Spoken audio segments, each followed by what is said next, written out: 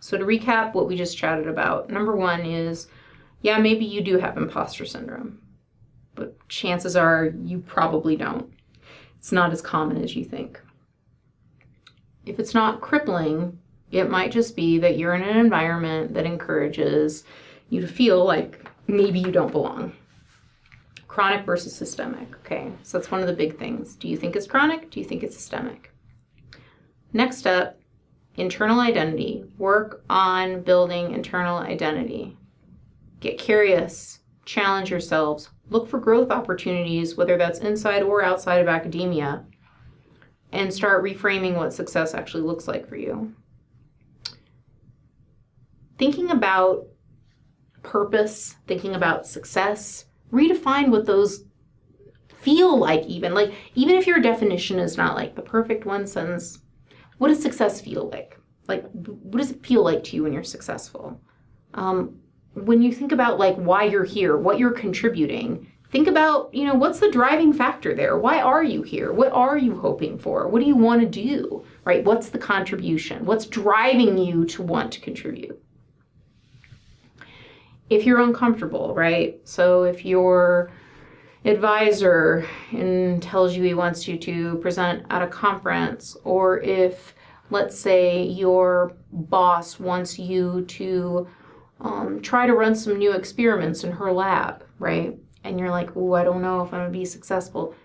Remember that most areas, anytime we've had to achieve anything, right? Anytime you've had a big achievement, I guarantee at the start, there's been discomfort and doubt around ability. And that's normal, right? It's all practice. And so treating academia like you might treat other areas of your life, where it's just like, yeah, you show up, you wash, rinse, repeat, you get better and better and better at it. But it does take time, it does take practice. Find mentors outside of academia. Sometimes inside of academia, we can really lose perspective. It's like looking around at everyone else, like, how do I know if I'm doing a good job or not?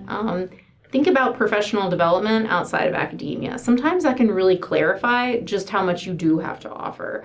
And so I think like finding some mentors, definitely outside of academia, inside of course, obviously, but outside of academia can really help with perspective. Stop perpetuating false narratives. This is why reflection is important, writing down the thoughts and feelings. If your subconscious is constantly telling you, oh, I failed, I don't belong, I'm uncomfortable, I'm not smart enough, all those things, you absorb those messages. Reflection is your ability to say, okay, pause.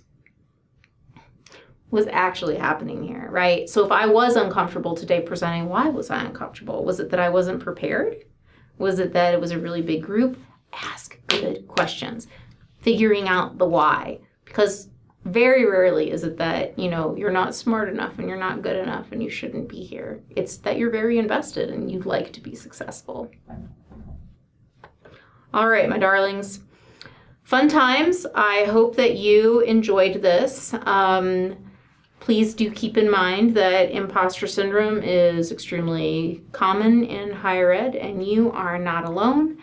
Use reflection, and I hope that y'all learned a little bit of something about yourselves. So have a nice day, and we'll see you back in a bit.